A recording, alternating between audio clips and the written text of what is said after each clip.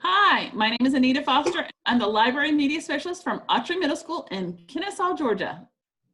Hey, I'm Ingrid Hansen. I'm the Library Media Specialist at Lindley's 6th Grade Academy in Mapleton, Georgia. Hey everyone, I'm Lori Quintana and I'm the Library Media Specialist at Griffin Middle School in Smyrna. Welcome to Overdue, Conversations from the Library.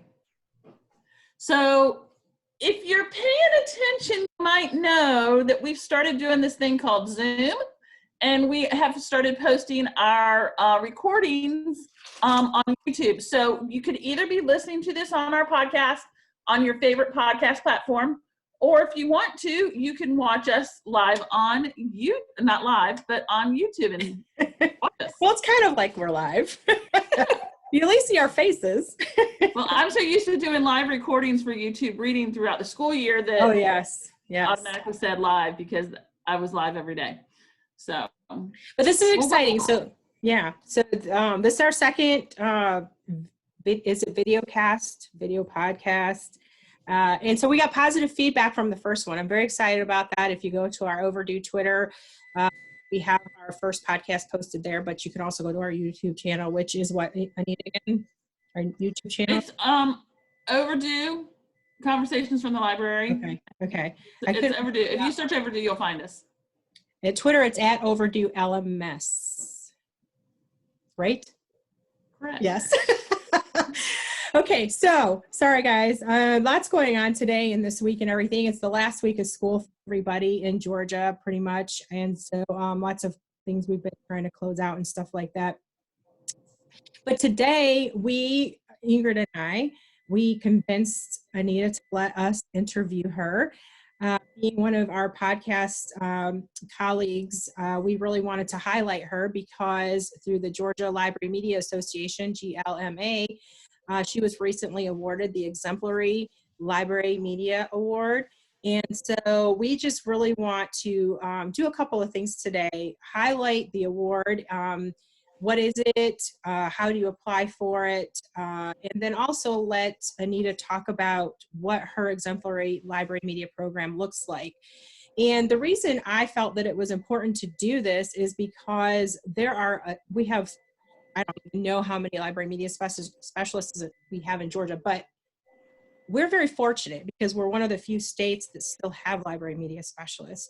And so one of the reasons that the Exemplary Award is important is to highlight the importance of libraries, school libraries, and what we do as library media specialists in those spaces for student learning.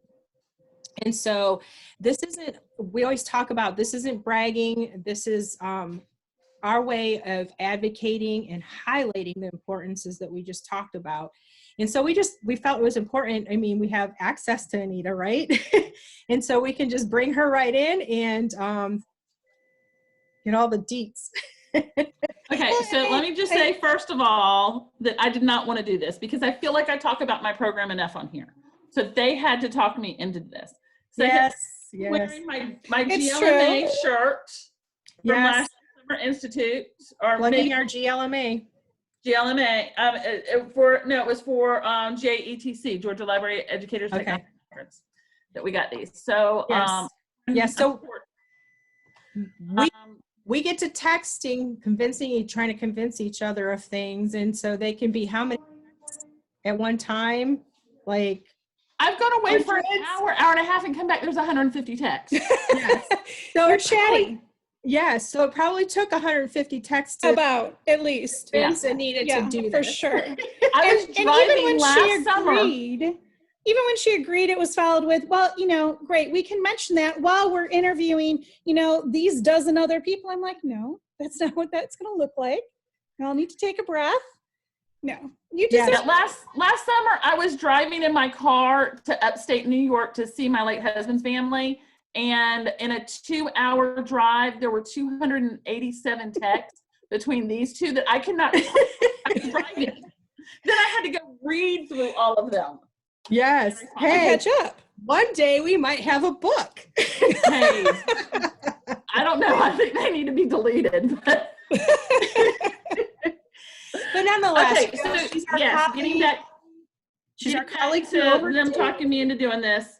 So I do want to preface this by saying that we do have plans and intentions to interview the Regional Library Media Specialist of the Year. Mhm. And I still need to reach out to them, the other exemplary program winners, because there is one at each level. I'm the middle school level. So, Yes, and we also plan on interviewing the GLMA Library Media Specialist of the Year, and then eventually when we announce, or it's announced to the actual state Library Media Specialist, we'll be doing all of those interviews as well. But Anita's our overdue girl, and she's also I'm easy to schedule. easy to schedule. We know where to find you. Yes. But she's also a Cobb Library Media Specialist, as we all are. And so we're super proud of her representing our district in our libraries and in the district and all. And also, again, like I said, doing advocacy for the entire state of Georgia for library media specialists. So Anita, let's start out by tell us what the award is from your perspective in applying. What's the award? What's the GLMA award? So when you tell us about the award, talk to us about the process as well. So Yes. assuming nobody in the world but you has ever applied, what did that look like? What was required? Okay, so first of all, I want to say that 2 years ago, I also applied. And 2 years ago, I did not, excuse me, my sister's calling. She likes to call when she's coming home from work. So I guess she's leaving work late. So 2 years ago I applied and I did not win the exemplary. I was named exceptional. And there was a big mix up.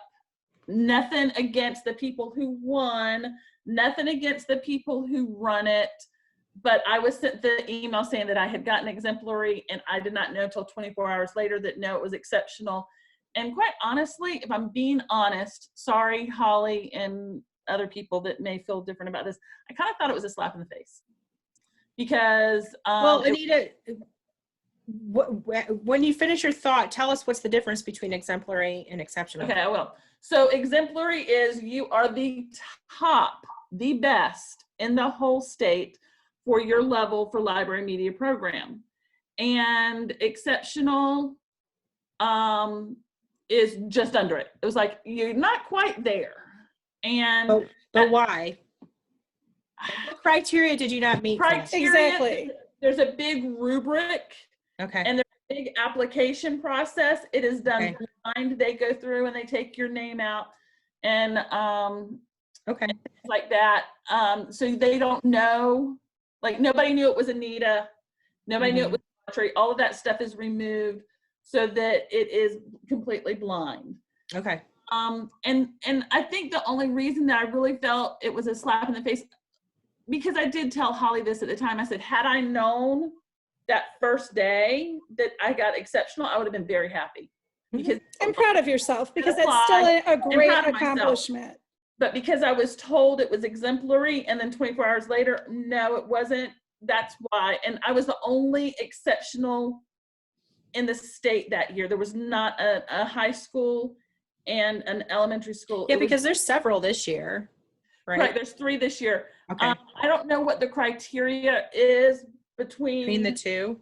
The two, I mean, I just know that on the rubric, one is higher than the other. So I don't know if you have to reach a certain number of points. Okay. Able to be named exceptional.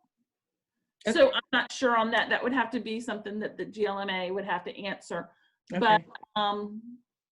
But it was disappointing because I was told one thing and then no, you're not quite there yet, was how I felt at the time. Now, Okay. I'll say this, there are some very excellent schools that get that exceptional, and they should not feel that way, because after a 2-year time, I feel like I shouldn't have felt that way. I should have said, this is great, thank you very much, and been very pleased with it, because it is a big honor. There are a lot of schools that apply, a lot of media specialists that apply for that honor, and so that's just how I felt at that time because of the situation and how it was done.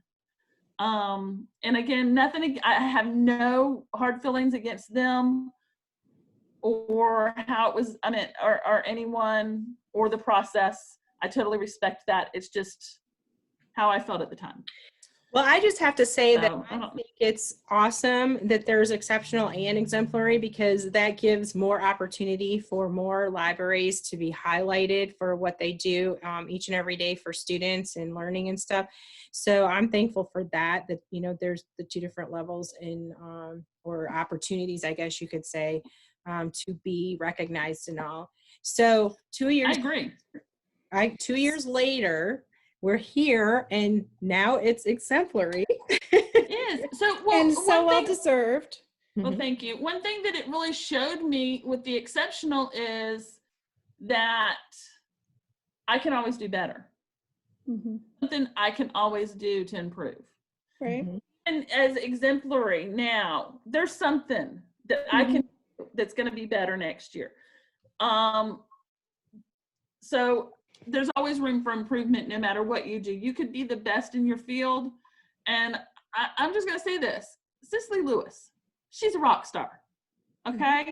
But I am sure she is sitting down right now going, what can I do to improve for next year? What can I do to be better for next year? And she is the National Library Media Specialist of the Year from Georgia.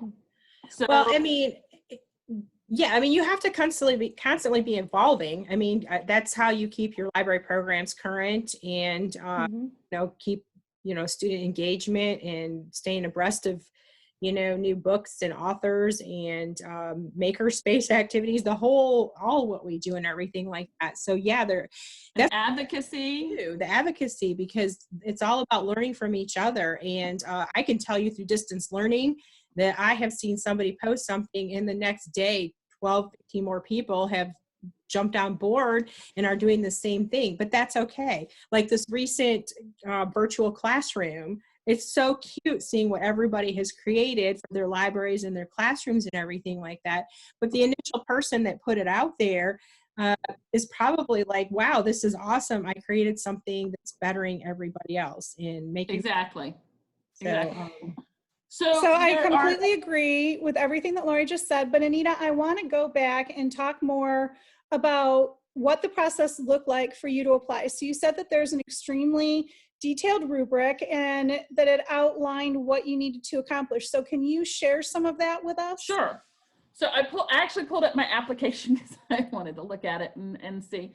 And what I highly recommend people doing is GLMA has it on their website, and you can pull up the application process. Even if you don't want to apply, I highly recommend pulling the application up, examining your program with this lens, and typing up the application and do your application, because it lets you see what things you are doing that was like, wow, you didn't even consider that was something great doing, but it really is, or something that you want to improve on. So I highly recommend you going to the GLMA website. I can't remember. I think it's GLMA Inc. Yeah, -inc.org. -inc.org. Thank you. Is it org or com? I'm so sorry. I think it's org. Yeah. GLMA-inc.org. And pull up the application for exemplary and look at it. And what I did was I just copied each of the things. It is I think they give you it on a document, a PDF or a Word document, or you can go through the application and just copy it. It's in a form, copy each of the top pages. But I think it gave it to me in a document to look at. And so the first thing is vision. They want to know what your division is. So, I'm sorry, what your vision is. And as you describe the vision of your library program, you should include the following elements. Describe the school library program, mission, goals, objectives, include how they relate to the mission, goals, and objectives of the school and district. Describe your vision for the role of reading as a foundational skill for student learning, personal growth, and enjoyment. Describe your approach to student research, including inquiry as a framework for learning, and describe your vision on how the school library program can ensure equitable access to books, information, and technology in a safe environment. So I will tell you the hardest thing here, I can't remember how many characters it can be. I think it's like 1,500 now. They upped it. It used to be like 400. I typed my application in a Word document, and I would Do the highlight word count. that Yeah. and do a word count real quick to see if I stayed within the words and if I needed to wordsmith something there. So that's the vision part of it. And then the next part, I'm scrolling. Building a collaborative partnership. Now, honestly, I'm just going to tell you, this is my favorite thing. This is where I shine. This is what I love. I love to collaborate with teachers. I love to collaborate with Mr. Crawford and the administration. I love to collaborate with students. I'll work with a group of students on something like podcasting. We did some podcasting earlier this year, and I did it collaboratively. I mean, because I don't want to be I may have been the leader in the group because I knew how to do the podcasting, but they're bringing their expertise in for the topic that they want to discuss. And it may be something that I don't know about. So I'm a learning partner there with them as we research it and talk about it and discuss it.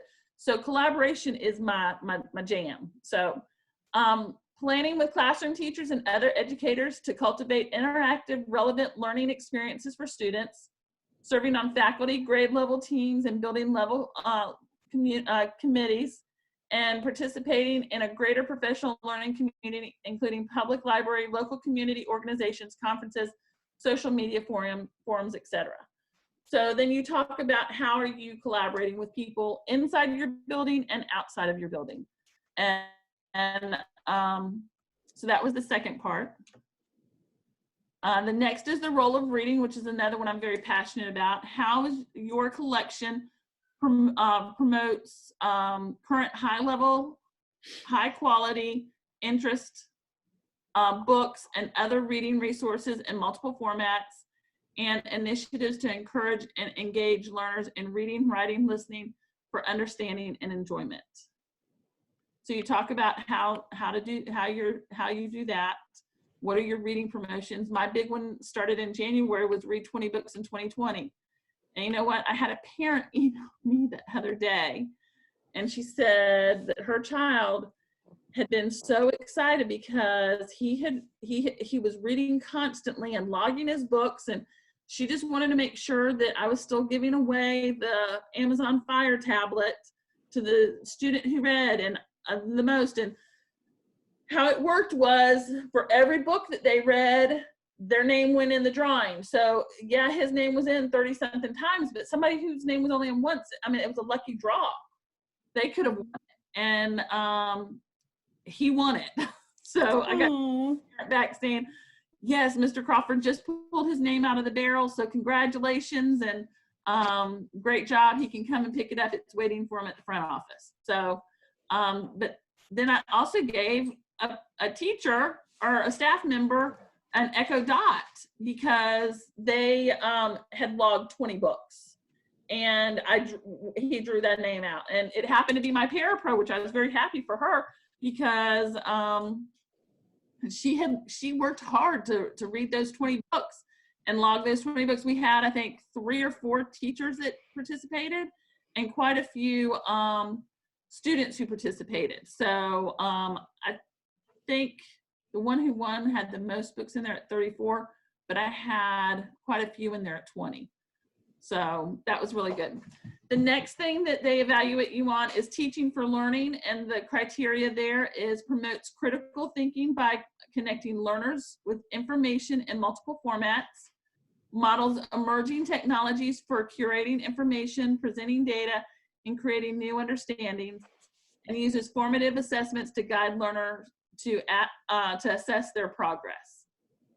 And so how are you working with the teachers to make sure that the learning is going on in the school? Then the next part of it is building the learning environment. And this one, the criteria shows evidence of an integrated library program staffed with a full-time library media specialist, and where classes are flexible, scheduled when possible into the library to facilitate research, training, and utilization of technology. Sorry. Works with the administrators to ensure that the library media program is adequately staffed so that students have equitable access to the media center and its resources throughout the day. designs inviting learning spaces that accommodate a range of teaching methods, learning tasks, and learning outcomes. Provides 24/7 access to a virtual collection through a website, learning management system, or social network. Physical collection is accessible to all and reflects diversity of student population. Okay, so out of the ones that you've mentioned so far, Anita, which one did you, which one was the easiest one for you to do, and which one did you find to be the most challenging? The collaboration was probably the easiest one because I can talk about collaboration anytime, any place, anywhere. The most challenging one, it really wasn't too much of a challenge. If I had to pick one, I'm reading the last one. The last one's Empowering Learning Through Leadership. Serves as a leader at the local school and media committee, visionary planning for the future and continually retooling and meeting challenges, participates in decision-making process for school and district programs, shows leadership beyond the school through published works, professional communications, including digital and social media formats, formal presentations, and or formal recognition or awards. Maybe that one, Empowering Learning Through Leadership, because until recently, I did not have a Twitter. I mean, I had a Twitter account, but I never used it until Lori. She has that influence. Yeah, she helped us do that. I can't tell you guys how excited I get when I see somebody else new on Twitter. I'm in the library world. I mean, it's so like literally, I feel like like it's a new friend every time I see somebody new or I see somebody comment or share something and whatever. And so I do Twitter for GLMA, and I try really hard to put out tweets there to empower, as we're talking about, other library media specialists to talk about their library programs and what they're doing and things that they are proud of or have been very successful for them. So I'm just putting this out there, guys. Just participate, because there's so many people that want to learn from you. It's not bragging. I'm going to put that again. And quite honestly, I think 2 years ago, that's probably the area that I needed the most support and the most work in. And within that last 2 years, I met Lori, and she encouraged me to get on Twitter, and we started this podcast. And as much as I don't like to brag, I mean, I do think that this podcast is making a difference out there. It's been a growth experience for all three of us. I mean, yes, absolutely. Yes, we talk about a lot of personal things and a lot of things we do in our libraries and all, but it's all about us sharing and empowering, like you're talking about, others to do the same, because I mean, we truly are stronger together. I know it's a cliche now and it's said over and over and over, but I'll be honest with you. I want to see your library. I want to see what you're doing. I want to learn from library media specialists. Everybody has such unique ideas, and every library is different. I don't know if you guys, I'm sure you've noticed when you visit other libraries and how different they are. And because of the difference in student population and administration and school size and whatever the reason is, every library is different, but you can learn at least one thing and bring it back to yours and try it in your space.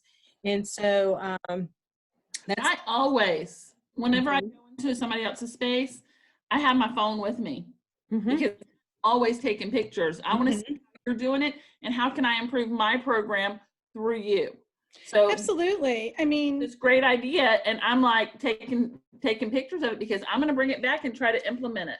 And there's no reason to recreate the wheel. You know, there's just such a vast amount of brilliance out there and so many fabulous programs that if I walk into your space and you're crushing it, I'm not going to spend all my time thinking about ways to do it differently. If it's working and it's amazing, I take that and bring it back to my space and use it for my kids and my program. And so I'd be willing to do that. And it's not Yeah. about trying to be a copycat or take your work or anything like that. Hopefully people are giving other people credit when they use something that they have learned from them. But it's inspiring. And I actually like highlighting other people if I use something of theirs, or even if you adjust it just a little bit to work for your library and give them a shout out. It's awesome. I love it. Absolutely. Yeah. So, like I said earlier, the whole process is a growing process, in my opinion. So where I started from 10 years ago is vastly different than where I'm at now. But even just 2 years ago, when I got exceptional and not exemplary, and yeah, my feelings were hurt, but you know what? I have big girl panties on, and I can get up and dust myself off, and I can There you go. improve, because that's what they were showing me, is that, you know what, there's room for improvement there. Well, and you just talked about how being a leader within not necessarily your school, but within the larger community of library media specialists was maybe something that you could have built upon or expanded or improved on. And certainly over the past 2 years you have. So, I mean, Well, and I'm just going to say the fires get lit. You know what I mean? And so you have your big girl panties on, but then they're also on fire. Exactly. And you're like, I'm going to do this. I can do that. You watch and see. Lord. But I want to put this out there too. The people, and me too, when I got exceptional, I want to tell you, you're doing a great job. You're doing a fantastic job. You need to accept that award, and you need to say thank you and pat yourself on the back, because you did a fantastic job. Are you saying Holly had to sit you down and tell you that? I never told Holly any of this. That's why I kind of wanted to leave this after we're done. Oh, that's hysterical. New idea. So maybe if I can't talk them into deleting this, then Holly will find out when this goes live. We just created a new thing where we have a little counseling thing for school library media specialists, because sometimes we need it. Amen to that. So yeah, and those that are wondering, yeah, I didn't get media specialist of the year for my region either. So there's that. There's always room for improvement. But I just, you got library media specialist of the year when I started as LMS. That you were the library for Cobb.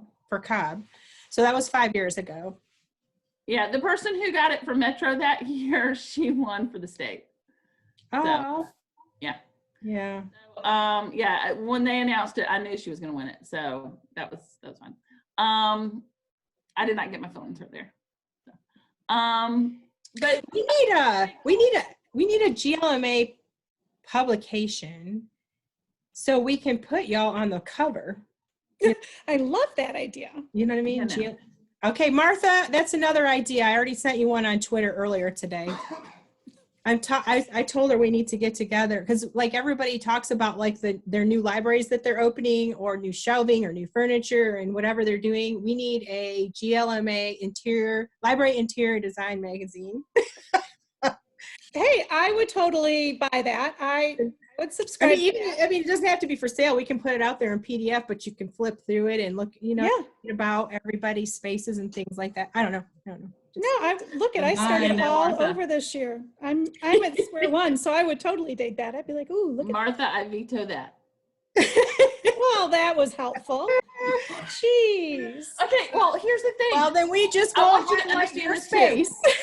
Okay, I want you to understand this too. Now, guys, if y'all are watching the video, let me explain. We're three friends, and when we get together, we're a little crazy. But we talk. No wine is involved today. I have tea in my cup. Yes. We talk, we get ornery, we get a little bit upset with one another. Sometimes. We get angry. Okay. So sometimes we stop talking. Here's the thing. Anita. When people come to Autry and see it, because they will, with the exemplary, that's one of the things, is you have to have an open house for it. Okay. Oh, I didn't know that. So I will have to have an open house whenever we're allowed back in school. I will have to So have who comes to the open house? Who do you invite? Anyone Is it who special wants to. invitation? Is it red carpet? No. It should be. Oh, I'm going It to help should you be. totally plan that. You should get those like cords, those velvet cords that you can let people in the door and then close it. Where's your invitation? I want to walk down a red carpet and I want paparazzi. Okay. So we're I'll going be lucky if 10 people show up. Okay. cameras. All right. So here's the thing. My school was built in 1965. Mm-hmm. It's not, I mean, my shelves are from 1965. Listen, corporate world. Space. It's reality. It's what you live in. Yes. People start investing in education. I just have to say that. What's that meme that's going around right now? Like all these corporations Oh my God, I love that meme. but yeah, education is getting cut. Right? Do that. Oh my God, you don't understand the amazing things that we do for students. These students are going to work for y'all one day.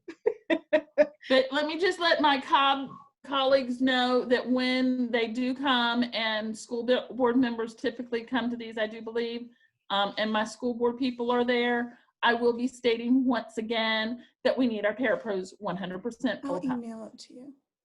Just saying, not to stress, because Anita's got your back there, because Anita always, whenever I have the opportunity to talk to school board I've got an idea, Anita. How about if you... I get a shirt that says we need our pairs 100%? Yes, you can do that, but have your para create a Bitmoji and then make her poster size and then put her around in every space in the library what she could do if she was full-time. Yeah, I need money for that, and they're cutting us 14%. But they shouldn't. That's my point. Like, education is the bomb. It's the bomb. So before we started, we were talking about, before we started recording today, we were talking about something, and it kind of resonates with what's going on here. With this award, one of the things that you need to look at is what's most important in your space. So Lori was talking to us about something that had happened earlier today, and she had asked a situational question to somebody, and ultimately my students come first. Mm-hmm. And so I everything in my space, I look at my goals, and I look at my action plan, and I go, does this support students in my space? And if it doesn't, then I don't do it. Right. I also am a big advocate of the SLEI and those, is it 10 standards? Is it 10 standards we have? I think it's 10. Yeah. Okay. I thought it was, but then I thought maybe I was wrong. So we have 10 standards, and I look at those. And if it doesn't support one of those, then I don't do it in my space. Same. And I was going to say, we're agreed. actually very fortunate in Cobb to have those 10 standards, because it sounded like when you were going through the Exemplary Award application that a lot of them line up. And so that application could serve as a guide. And I liked your idea about to open it up at the beginning of the school year and start plugging things in, because I can tell you, when I sat down to do an application, I can never remember everything I've done. And so, in fact, I just posted my data out on Twitter yesterday, and I put on there all of the reading things that I've done throughout the school year to support reading, and my AP retweeted it, and she's kind of like, well, you forgot this, and you forgot that, and you forgot this kind of thing, and I really did. So if you keep that with you as a guide and start plugging things in throughout the school year, I think. Honestly, one of the things that helped me this time when I applied, because I didn't think to do it the last time, well, I didn't have it done the last time, was for the SLEI, we have to have a type of notebook or a digital notebook or something to prove that we're meeting those standards. So I shared it with Mr. Crawford, but I made a OneNote notebook, a tab for each standard.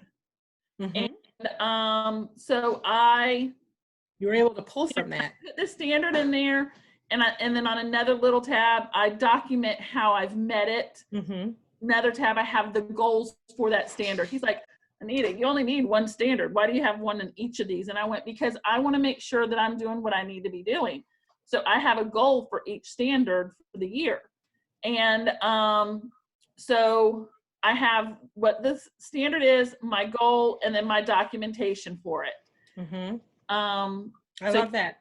In there at any time. Well, when I went to do the application process, I said, okay, well, let me go into the standards and see where it falls in this application process. And I was able to do that.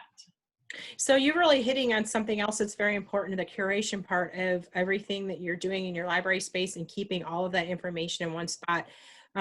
Because when you are put to the task, whether it's, sometimes people are, we've talked about this before, admin will come walking through your space and you've got that to pull from, it's kind of like as you're curating it, you keep it to memory as well and everything. So I have went back to Twitter myself and scrolled through my feed when I'm having to look for things that I need to plug in for applications and things like that. And when I'm creating infographics and everything, because you really, I can't remember everything. So it's kind of like being a mom. You raise your kids for 18 years and then you look back and go, did I do all that? Yeah. You know what I mean? So it's the same thing. So I like that idea. So yeah, I think that's really important. And I know Google has something similar to it. So you could use the Google tool. Yeah, I mean, you could use any platform or whatever you're comfortable with, but yeah, definitely curate that and share it with your staff and your administration at your school, with your community. If you're not doing a newsletter or something, or a library newsletter, however it is that you give information to your stakeholders, highly encourage that. And if you ever want to be Exemplary Library Media Center of the Year or award, get the award anyway, you're going to need it. Mm-hmm. Mm-hmm. And I bet there are a lot of people out there who could have earned this year and did not apply. I hear a lot, well, I don't want to toot my own horn, or I don't want to brag about myself. I don't either. I don't like talking about myself, believe it or not, even though I do a lot on here. Before this, I would only do it to share something with somebody to help them out. I wouldn't. Okay, you know what? Stop right now, because you sound like you're justifying No, but what I want to say what you're is, doing, and that's exactly what we're not trying to do. So I just exactly there that it's not bragging. If we are advocating and we truly want to continue what we're doing and we want to place value on our profession, we need to be looking at ways to share what we do and how is it valuable. And it doesn't require justification, and it doesn't require saying, well, I'm not trying to brag on myself. I don't like to talk about myself. You know what? It's about your program. It's about what's happening and how we as educators are contributing, to student achievement. And that comes down to. And the fact that I received the Exemplary award just talks to the impact you have every day on student achievement. And that's something that needs to be celebrated. Yeah, no, I totally agree. And that's where I was going with it. Oh, good. Sorry then. Prior to us doing this podcast, I would tell people about my program, not to brag, but just to tell them, well, here, this is what I'm doing. Maybe it'll work for you type thing. Mm-hmm. But people have said that we, the three of us, like to brag about our programs. Well, yeah, because I have a kick butt program. There you go. Also, too, well, I'm just going to say, I don't want anybody to walk on by my library. Like if you're walking up, if a students are walking on by my library, I'm not doing anything, right? You know what I mean? I'm not. Exactly. That's what we're there for. That's what we're there for. And how we get brand new spaces in the flexible City for Learning Commons, in books like you were talking about, Ingrid, that our kids want to read, and the makerspace supplies that we need to do STEM and everything, and the 4 C's and all of the things that, that we do in the library. How are we going to get the budgets for that if we don't show the impact we're making in the necessity for it, right? It's all about I think we've all grown, the three of us, over the course of this whole podcast and becoming stronger advocates, not only for what we do, but for what happens in our space. And on some level, yeah, for our programs and what's happening in our schools and what happens with our kiddos and our babies and what are we doing to positively impact them. And that's definitely something I wouldn't have felt comfortable talking about. And one of the things that I've learned through this process of podcasting, I mean, we've been doing it a year now. One of the things that I have learned is me telling my idiotic stories and me making mistakes and me sometimes, yes, bragging on myself or what's happening is helping other people. Where before I didn't know what I was doing. I mean, I wouldn't have thought that. I also am going to say again, if you don't want to keep hearing about what we're doing, we're inviting you every podcast to come in and talk about. Amen. Come join us. The platform is here. Absolutely. And we want to hear from you. We want to hear from you. We're like, I mean, like that, the inspiration and I get so excited just even thinking about having other people on here talking about their library space. And I can't think of anybody that's ever joined us or any situation where we've had somebody come on and talk with us that I haven't walked away with 2 or 3 things where it's like, oh my God, that's brilliant. Why didn't I do that? Why am I not doing that? And that's what we're trying to do. Lori says this all the time. We are stronger together. Absolutely. Yes. I have learned more from these 2 ladies than anyone else. But yeah, we want to hear from you. We want to hear what you're doing. But what we're doing, it's not meant to brag. It's to share and to advocate. We want to tell you what we're doing so that maybe you'll take it into your space. But we want to help promote. That's my big thing. I want to know how awesome our jobs are and what we're doing to support our teachers and support our learning so that we continue to have a job. Yes. We don't know what's happening in the fall. We have no idea what's happening. We've been on digital learning for the last few months. We don't know if we're going back, when, and what that's going to look like. And we're going to do a podcast on this later on once our district decides what we are doing. But we need to make sure that people know that we are relevant in the education of children. Absolutely. That we impact student achievement. We impact student achievement. We do. And that's what we're advocating for. Exactly. And that's why I apply for exemplary program. That's why you should advocate to get nominated for Media Specialist of the Year. That's why you should attempt to get every grant that you can get. That's why you should have your name out there. Exposure. It's called exposure. True. So you know what? I mean, Ashley Sherman, Library Media Specialist in Cobb, just recently got the Library Media Specialist of the Year award through Cobb County. And you know, well, she's North Metros also. I mean, she's Metro stuff. Yes. So my heart grew like 10 times. No. When I saw the highlighted article that was put out there by our school district. You know what I mean? Library Media Specialist. So awesome. Big layout, you guys, talking about her and the library program.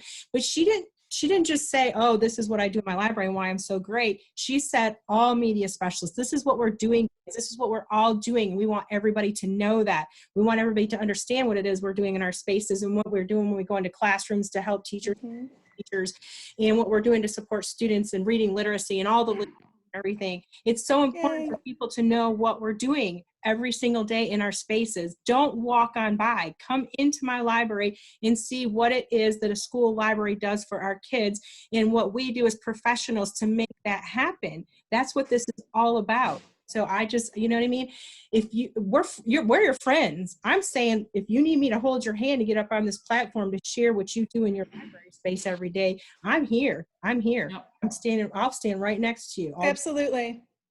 And yes, putting the right book in children's hands is very important. It's a part of my job that I love. Very important. But it's not my whole job. No. So I will say that part of it feeds into everything else we do, because without the reading literacy, students can't do the research and they can't do the inquiry. And you know what I mean? They need that foundation, which happens in the library, because that's where's all the books? Well, and you know, Spring actually put out a meme like a while ago. Spring Volt's another library media specialist in Cobb. Yeah, hi Spring. And I'm trying to remember the exact wording, which of course I can't, but it said something like, you know, if we teach students to read, but we don't teach them how to love reading, that we're creating literates. Yes. And no high test score will ever change that.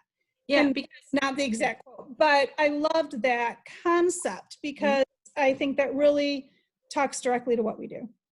so, and that goes exactly. So like Anita, with you saying that's not all we do. But I agree. That's totally not all we do, but that's not to minimize how important That's an important part of what we do. What we do as professionals, as school librarians is very, very important. So, And can I just say is what we something? do. Can I say something else? So the last 2 days Monday and Tuesday, because he was going to do it yesterday, and I asked him when he was scheduling it, Mr. Crawford, can we just not do it on Wednesday? Because he was going to do it Tuesday and Wednesday, and I went, Wednesday's my birthday. Can we do it Monday and Tuesday? So he was very nice to me, and he scheduled the whole school for Monday and Tuesday rather than on Wednesday.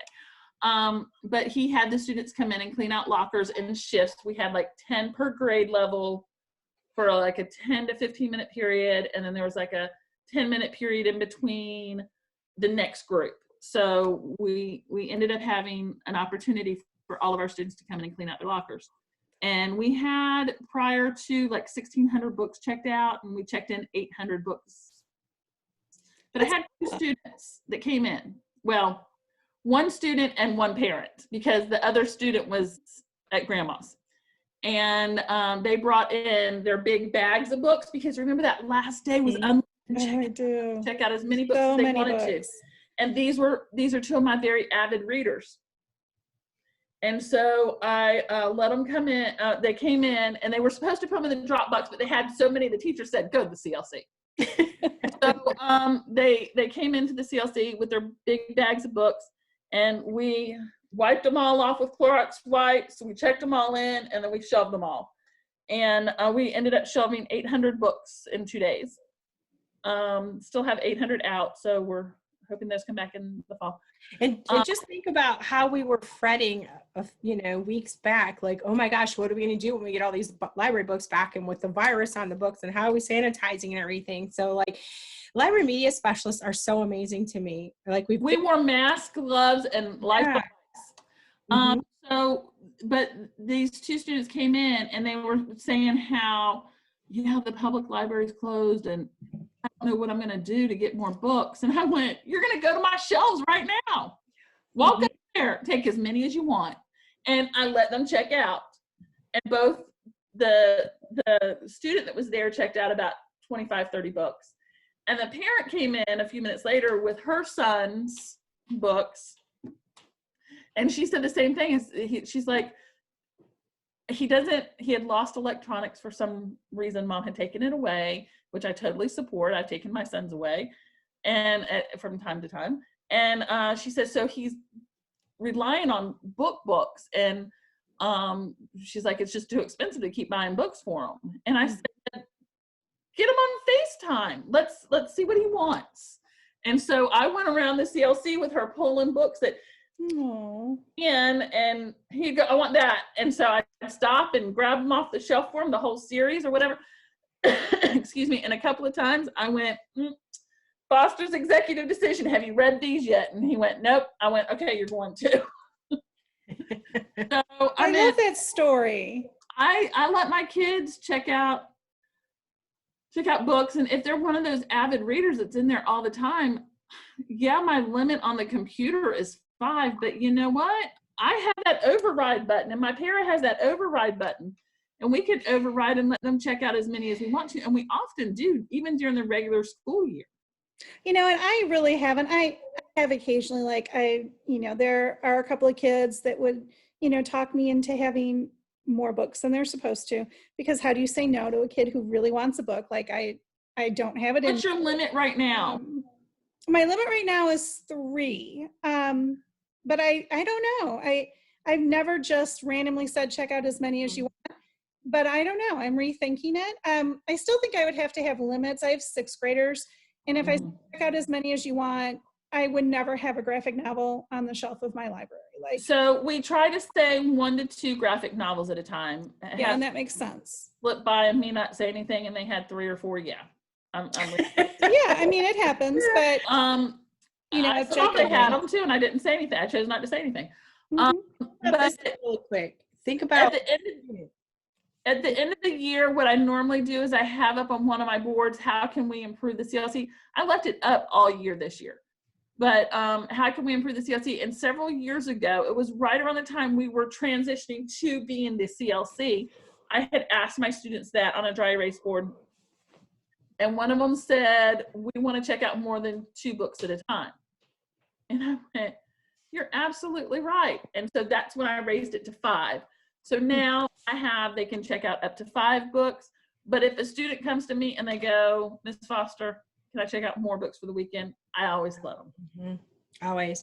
But think And about you have unlimited, don't you, Lori? So they can check out, there's no cap for your babies, right? No, and so here's the thing. There's this stigma about being a book nerd, right? Which I think is cool. I portray that in my library. Call me a book nerd. I'm proud of it. I will wear the crown. I want my shirt to say I'm a book nerd. Oh, you got to show everybody your shirt today. We are, reading is my favorite sport. You know, I want students to be proud that they're readers, and I want them to brag about that. We're going to talk about bragging. Brag that you're a reader, okay? And so wear those books proud. Those are some great accessories. I've seen a lot of memes about that too. But you have to figure, guys, if students see other students carrying all of these books and are proud of that they're going to read all of them books, it catches on. So then I have other students coming to me saying, oh, so-and-so checked out like 5 books. Is it okay if I do it, Mrs. Quintana? Yes, absolutely. And so you've got to grow readers any way that you can do that. And so to get them to be proud about being a reader and walk around school in front of their peers and you know, they're just proud that they're reading and expressing that is amazing. It's amazing. And one of my favorite things is when you can, you know, see that change in a student, you know what I mean? Yeah. To be proud and be a proud reader and stuff. So you have to keep an open mind, and you have to always, like Anita said, look at what's best for the student, and why are we there? We're there to promote reading, and that essentially those are their books, right? And do you know what else I love that I've noticed the last couple of years too, especially this year, because I've made signs for my teachers and we laminated them and put them out by the front, by their classroom doors that said, and I personalized them, Mrs. Foster is reading, and a place for them to be able to dry erase right on there what they're reading at that time. And so a lot of teachers, yes, some teachers left it up and had the same book on there all year long. We won't talk about that. But you didn't go, Anita, you didn't go by and some you just write something? asked for another one. They said, I'm not reading enough. Book. Yeah. They asked, I'm reading a professional book and I'm reading a fun book. Can I have another one? And so I printed them another one. And some teachers were changing them, you know, regularly. But what happened is, by doing that, the students then are coming in and they're having conversations with the teachers about what they're reading, especially if they're young or middle grade level books. And they're talking to them about what they're reading, and then they're coming to me asking me for that book. Yeah. I was talking to Mrs. Thompson and she was reading this book, or I was talking to Ms. Hurst and she was reading this book. Do you have that in? Can I read that? And so, power of influence. Absolutely. Have, right? So, all right, ladies. I totally would have erased that and went, I know. Should read this. You should read more. So I feel like our podcast is kind of dragging on. We probably need to wrap it up. Okay, but I have one more question for y'all. What is something that y'all are reading right now that you would recommend? Because I have a book that I'm reading right now that I would highly recommend.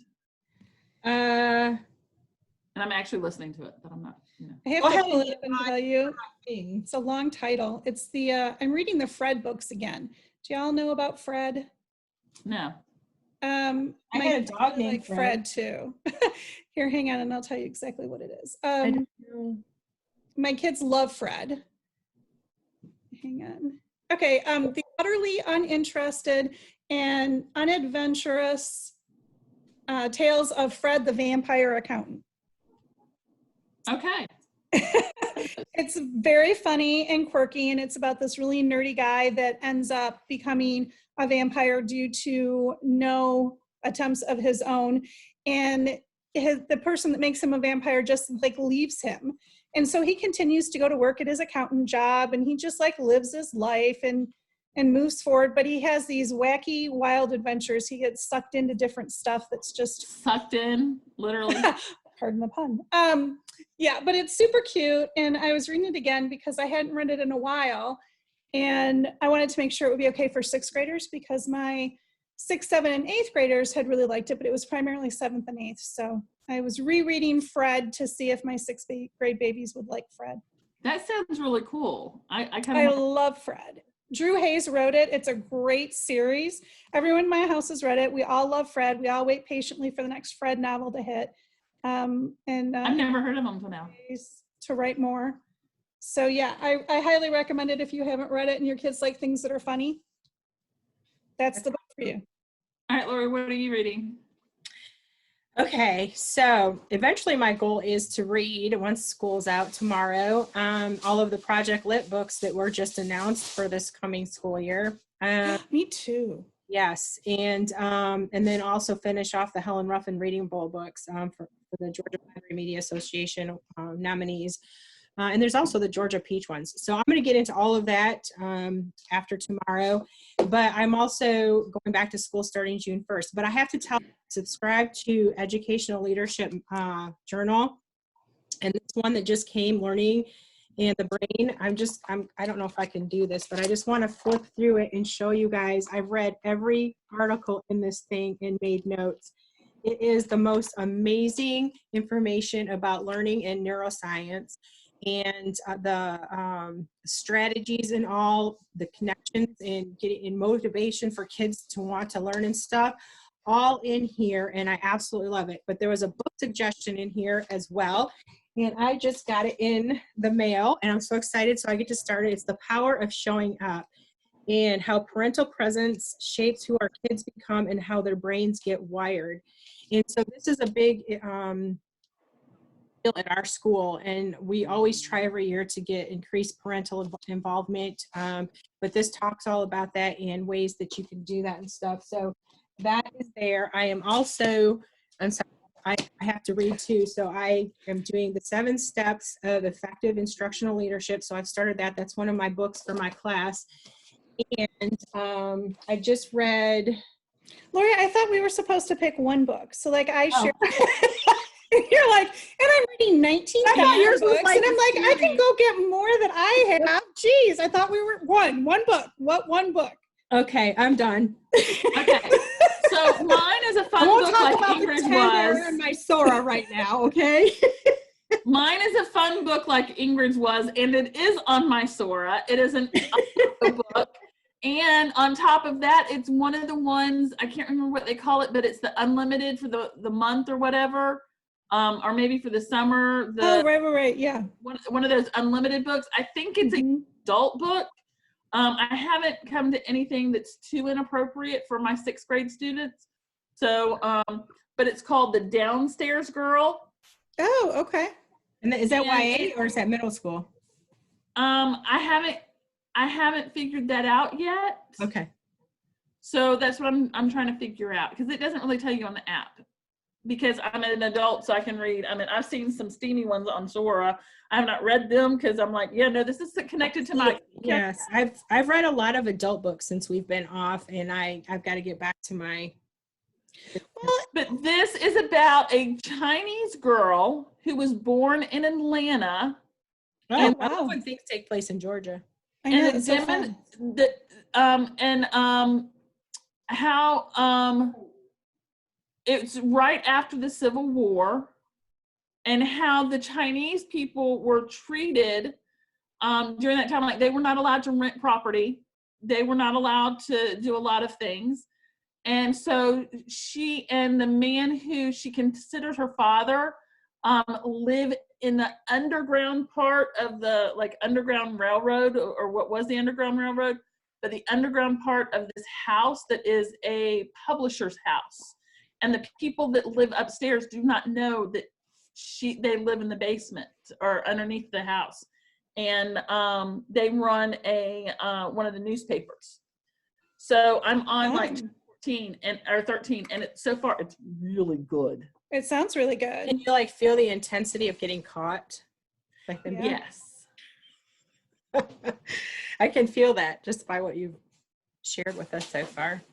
Well, All right, so I want to they show have you my this book hole. too, though. I'm not giving too much of the story away. They have this hole that they listen to, this like pipe, and they plug it so that they don't hear what's going on in the basement. So they'll plug the hole. But when they want to hear what's going on in the house, they'll unplug it. Well, she was out and about one day, and the son was out and about one day, and he had their dog. Well, the dog ran up to her like she was a long lost friend and was licking her and everything. And he's like, she doesn't treat people like this. I don't know what's going on. And the girl figured out that her scent, the dog Oh, through the pipe. yeah, that makes sense. So yeah, but it's really good. The downstairs girl. The downstairs girl. Okay. And this is what it looks Okay, Ingrid, show us yours. Yeah. Okay, can you see it? There you go. Lift up. There you go. Okay. The utterly uninteresting. Oh, I love this. Unadventurous Tales of Fred. Oh. The vampire accountant. Okay. Sorry. I love that. So I is love that that. on- Because I didn't show it before. Is that on Sora as well, or is that on Kindle? No, actually, it is. It should be on Kindle. It is not on Sora, and I had just purchased them from Amazon when I put them in the media center previously. But like I said, I wanted to, because there was a little bit of violence, and I wasn't sure, and I wanted to reread it from an 11 or 12-year-old perspective, right? But so far, it's good. I'm about halfway through it again, and still just laughing the whole time. What's your guys' go-to for to learn about new books to put in your library? I read reviews. Aside from students, of course, but like, yes, Right. like which journal or website or professional organization, or is there anything that like you just go to all the time? So 90% of mine are student requests. Yeah. So I take their requests, and I only order from Follett. It's not a commercial, but it's the truth.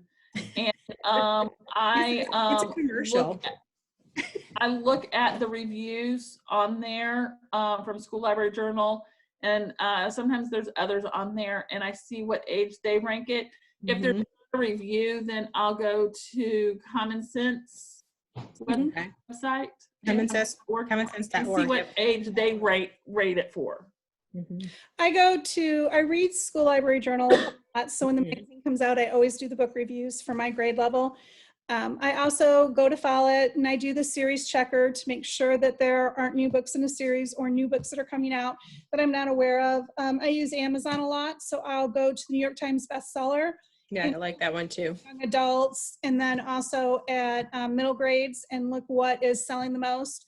And then look, once you start to do that, Amazon comes back and they will recommend new books that are coming out, release, and say, are you aware that this is coming out? So I go to a variety of places. I buy most of my books from Follett, but I also go, to First Book and Amazon and Don't you guys as well.